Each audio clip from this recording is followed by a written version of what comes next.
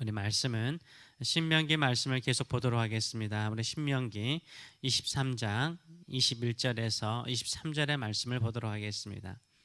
오늘 이 말씀을 가지고 하나님께 진중한가, 하나님께 진중한가라는 제목으로 같이 은혜를 나누기 원합니다. 우리가 하나님과의 어떤 친밀함을 느끼면 그 친밀함 때문에 가볍게 하나님께 말하거나 또 가볍게 기도하거나 가볍게 하나님께 약속할 수 있습니다. 마치 어린 아이들이 엄마랑 아빠랑 친하기 때문에 가볍게 말을 하곤 합니다. 그러나 우리가 성장하고 크면 어떻습니까? 말에 진중함이 있어야 됩니다. 하나님과의 깊은 만남, 하나님과의 깊은 교제를 유지하려면 진중하셔야 되죠. 진실하고 좀 무게가 있는 말과 행동이 필요한 것입니다. 어떤 사람은 무조건 말을만 하는 사람이 있습니다. 앞뒤를 가리지 않고 그냥 약속을 남발하는 사람이 있어요. 자신의 뜻을 관철하기 위해서 맹세까지 하는 분도 계십니다. 왜 그럴까요? 신중하지 않기 때문인 것입니다. 능력은 되지 않는데 헌신하겠다는 거죠. 그런데 감당할 수 있는 능력이 없어요. 능력이 없기 때문에 시험에 빠지는 거죠. 이런 분들은 나쁜 분이 아니에요. 나쁜 분이라는 것은 아닙니다. 하나님을 향한 열정은 있어요. 하나님을 향한 열심은 있습니다. 그러나 능력이 되지 않아요. 그래도 말부터 약속부터 해버려요. 하나님과 약속할 때는 진중하실 필요가 있죠. 하나님 앞에 약속을 하고 그 약속한 것은 반드시 지켜야 되는 것입니다. 오늘 본문에는 서원에 대한 말씀이 있습니다. 이 서원 21절에서 23절의 말씀을 보게 되면 내 하나님 여호와께 서원하거든 갚기를 더디하지 말라. 내 하나님 여호와께서 반드시 그것을 내게 요구하시리니 더디면 그것이 네게 죄가 될 것이라. 내가 서원하지 아니하였으면 무죄하리라. 그러나 내 입으로 말하는 것은 그대로 행하도록 유의하라. 무릇 자원한 뇌물은 내 하나님 여호와께 내가 서원하여 입으로 언약한 대로 행할지니라 라고 말하고 있습니다. 하나님께 서원하는 그 자체를 금하지는 않습니다. 하나님께 서원하는 것은 반드시 지키도록 요구하십니다. 하나님께 서원하는 것을 지킬 수 없다면은 아예 서원하지 말라라고 말씀을 하고 계시는 거예요. 그래서 하나님께 서원하지 않으면요 죄가 되지 않아요. 근데 서원하고 서원을 지키지 않으면 죄가 되는 거죠. 또 서원하는 것을 미루면 더디하면 이것도 죄가 된다라고 말씀을 하고 있습니다. 그래서 하나님께 서원하는 것을 신중해야 될 것을 말씀하고 있고 그 서원을 지키는 것도 진중하고 신중해야 됨을 이야기를 하고 있습니다. 그러나 가끔 강요에 의해서 선동에 의해서 분위기에서 서원하는 경우가 있죠. 강요에 의한 서원은요 원천 무효입니다.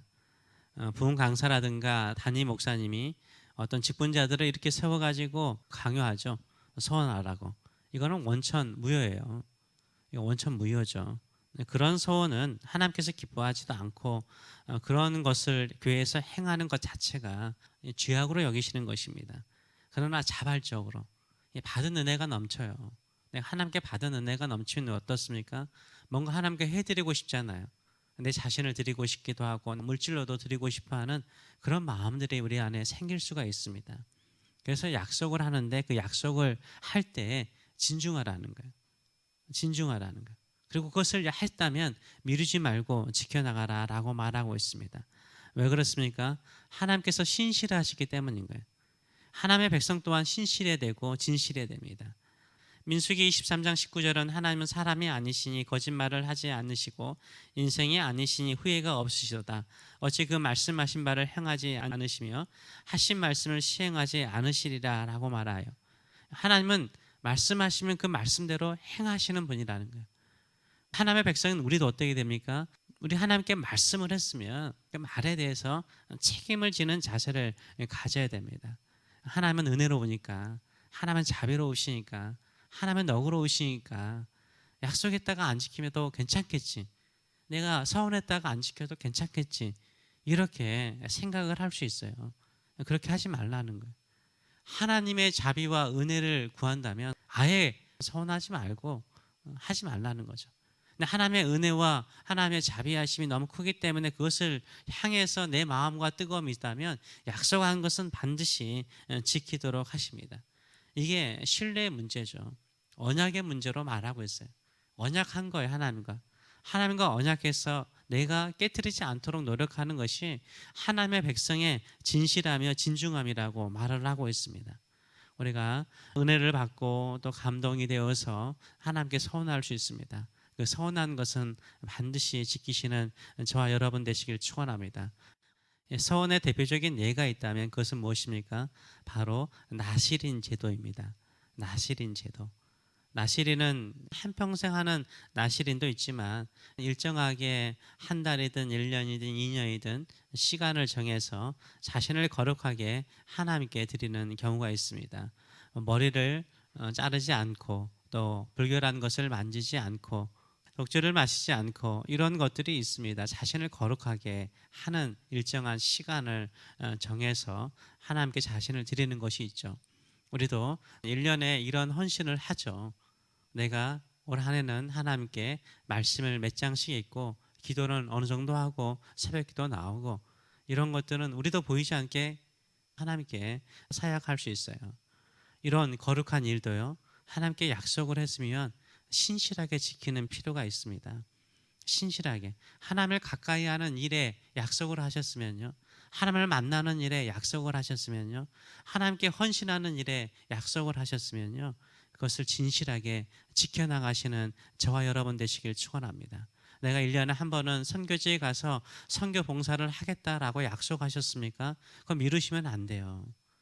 약속한 것이기 때문에 사람과 약속한 것이 아니라 하나님과 내가 약속한 것이기 때문에 그것을 신실하게 지켜나가시는 저와 여러분 되시길 축원합니다.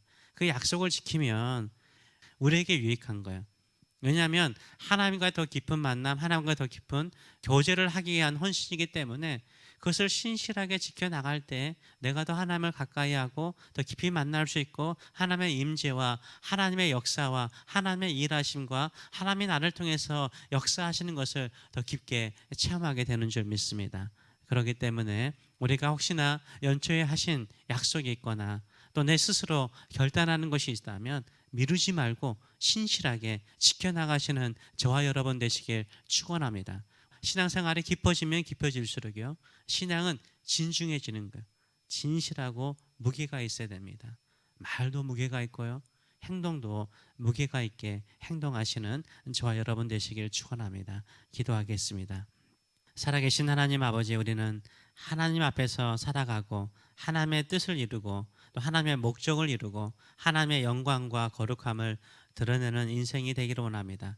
그러기 위해서 오늘 또 주 앞에 더 가까이 나갑니다. 주님께 우리의 몸과 마음과 물질을 드리며 헌신합니다. 이 헌신이 주께 드리지만 주께서 거룩한 손을 들어서 다시 이 땅에 하나님의 나라와 뜻을 이루기 위해서 사용하여 주실 줄 믿습니다. 그러기에 말을 하거나 맹세를 하거나 약속을 하거나 헌신하거나 사약할 때는 진중하게 약속을 지켜나가는 저희들의 삶들이 될 수 있도록 축복하여 주시옵소서. 혹시나 우리가 연초에 약속한 것이 있습니까? 미루지 않게 하여 주시고 하나님이 약속에 신실하오니 우리도 하나님과 한 약속에 신실한 성도들의 삶들이 될 수 있도록 축복하여 주시옵소서. 감사드리며 예수님의 이름으로 기도하옵나이다. 아멘.